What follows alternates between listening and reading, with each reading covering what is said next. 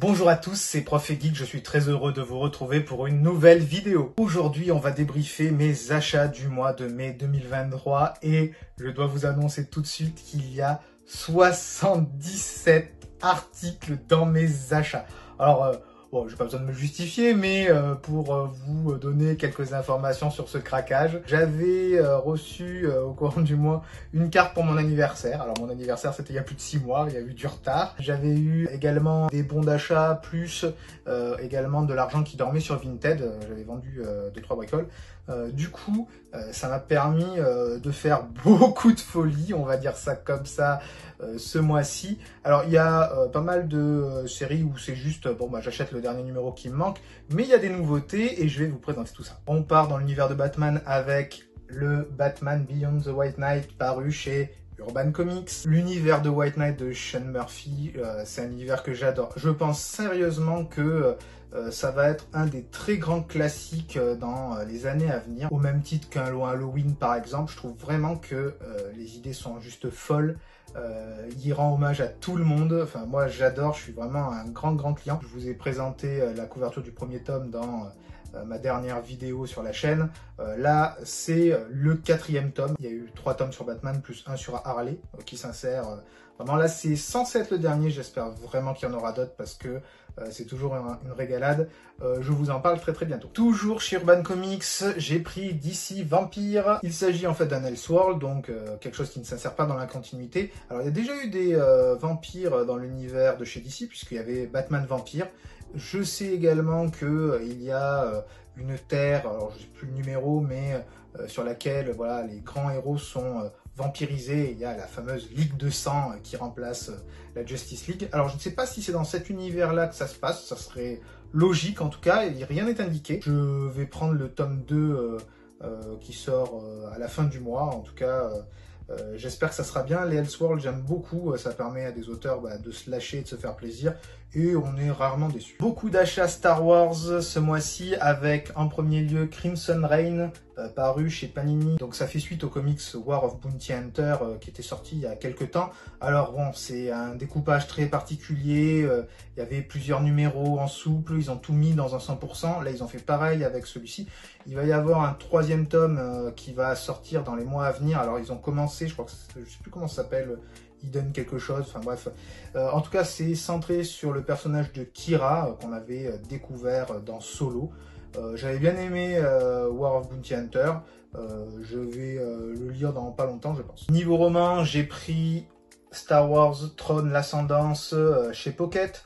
Donc c'est le dernier tome de la nouvelle trilogie sur le personnage de Timothy Zahn. Hein. C'est lui qui l'a créé d'abord dans le Legends, puis il a réadapté dans le canon officiel, puisque le personnage a été récupéré.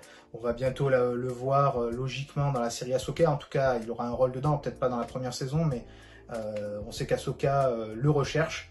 Je ne sais pas pourquoi, on verra ça dans quelques mois. Falloir que je m'y mette.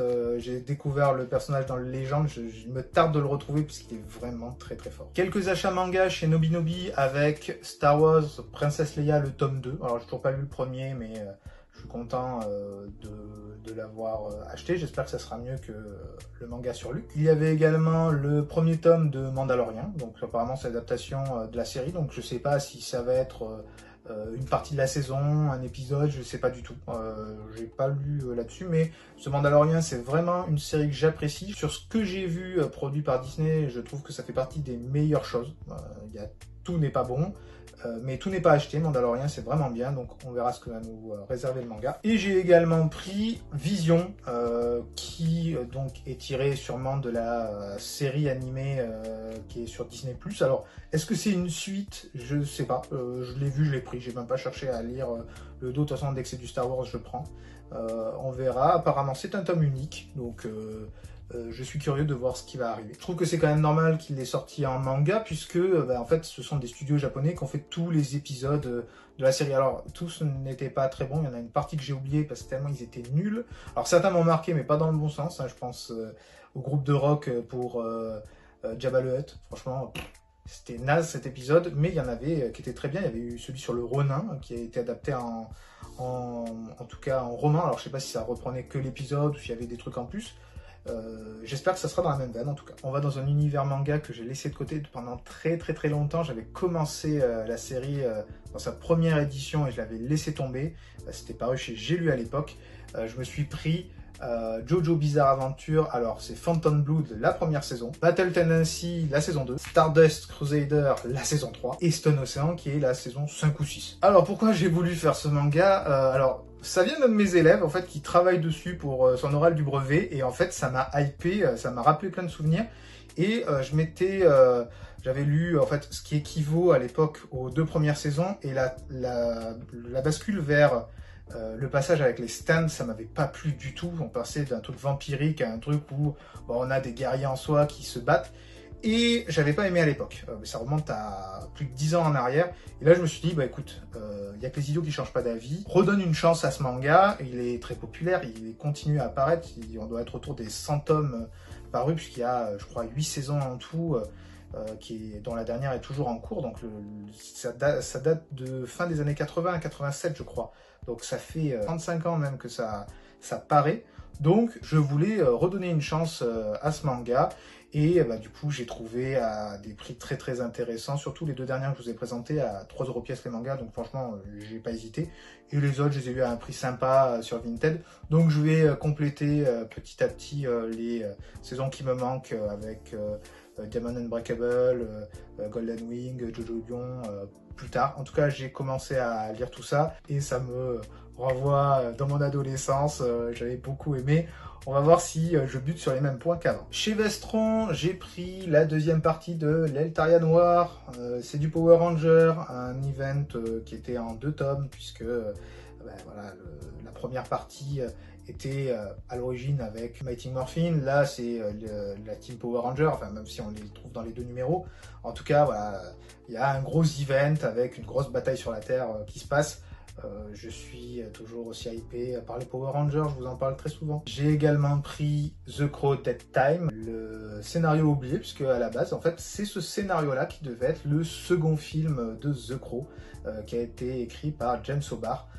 Donc voilà, on va voir un petit peu qu'est-ce qu'il nous avait réservé. C'est vrai que moi, le The Crow, j'ai connu ça par les films et je m'étais vraiment régalé. D'ailleurs, j'avais commencé avec le 2e film, qui est La Cité des Anges, avec un acteur français, j'ai oublié son nom depuis, mais voilà, ça c'est le scénario qu'il aurait dû avoir dans La Cité des Anges à l'origine, et c'est pas du tout ce qui se passe. On est parti vraiment vers autre chose.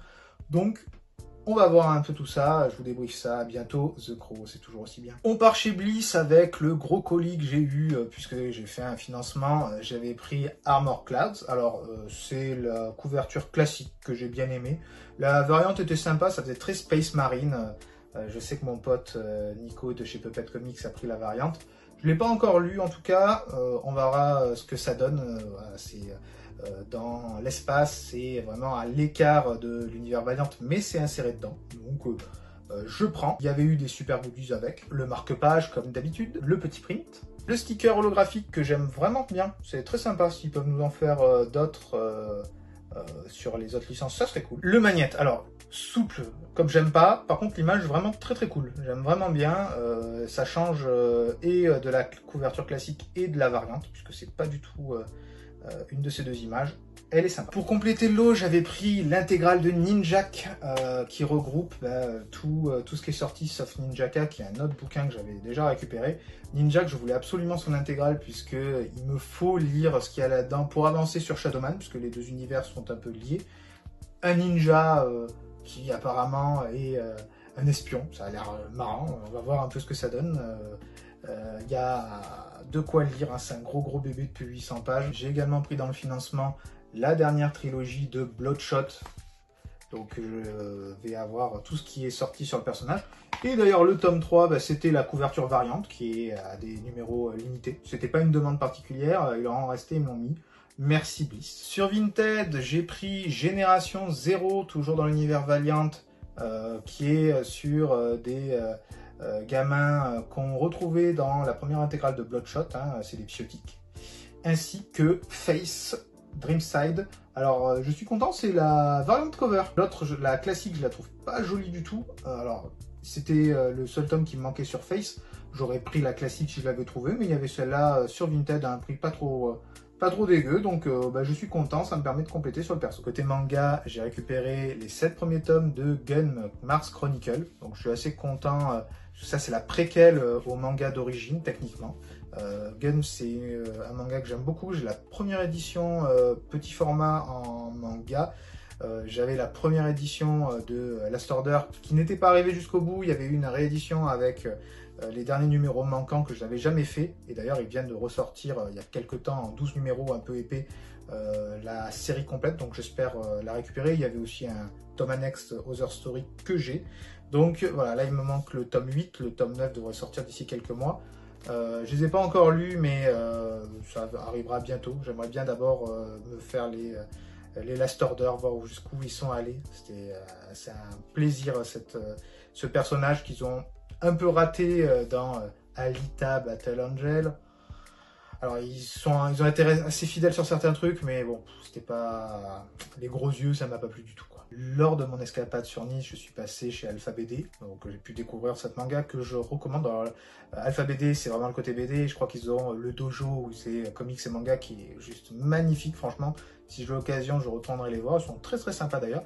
Et j'ai trouvé 2 tomes one-shot dans l'univers de GTO, à savoir GTO Bad Company et GTR, Great Teacher Ryuji, qui est le meilleur ami d'Onizuka. Donc voilà, c'était l'occasion de compléter. Il va falloir que je complète la série en cours sur Onizuka. Voilà, j'avais pris le pack avec les 2 premiers tomes, j'ai jamais fini, j'ai jamais poursuivi. C'est un univers que j'aime bien, il faudrait que je m'y remette, que je relise tout en tout cas.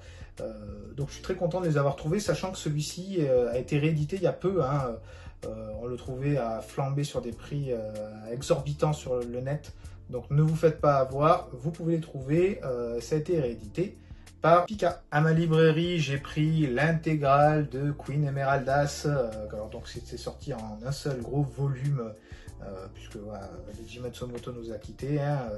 Kana avait fait au même format les 5 premiers tomes de Captain Albator que moi j'avais en tome unique, donc j'avais jamais pris en grand format. En plus j'aime pas trop ce genre de format là pour manipuler, c'est moins pratique qu'un petit volume, mais voilà, il est que dans ce modèle là, donc je suis assez attiré par le personnage d'Emeraldas. On verra bien, est-ce que c'est juste une version féminine d'Albator ou est-ce qu'elle a vraiment son propre caractère.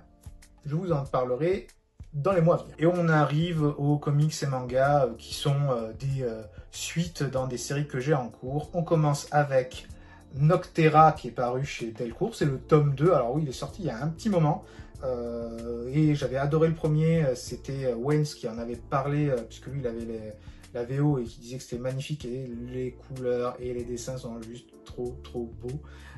J'avais bien aimé le premier tome, donc on va voir si le deuxième est dans la même veine. J'ai oublié une petite partie de l'histoire.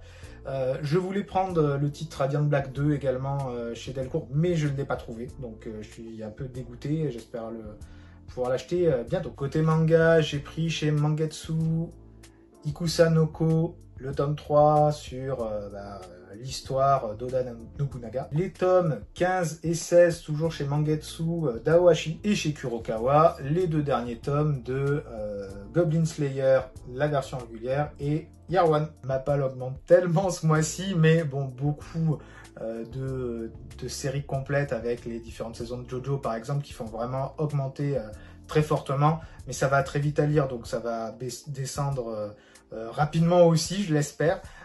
En tout cas, j'espère que la vidéo vous aura plu. Si c'est le cas, n'hésitez pas à vous abonner à la chaîne, à activer la cloche des notifications pour être prévenu de la sortie des nouvelles vidéos. N'hésitez pas à mettre un pouce, à mettre des commentaires, je réponds à chacun d'entre vous. Dites-moi quels sont les achats qui vous ont plu dans la vidéo, qu'est-ce que vous avez acheté. Je suis assez curieux de voir si vous avez des titres à me conseiller sans vouloir trop me pousser à l'achat. Enfin bon, là j'ai déjà craqué tellement facilement, c'est un peu le jeu, j'arrive pas à me retenir, vous devez me prendre vraiment pour un fou. Je vais essayer de faire mieux, on va descendre la palle, c'est l'un des prochains objectifs en tout cas. Je remercie tous ceux qui regardent les vidéos, les partagent, ça me permet de me faire connaître auprès de vos amis et ça me permet d'améliorer mon référencement YouTube. Si la communauté grandit, c'est grâce à vous. C'était Prof et Geek, je suis très content d'avoir fait un petit bout de chemin avec vous dans ce multivers de la pop culture. On se retrouve très bientôt pour une prochaine vidéo. Ciao ciao!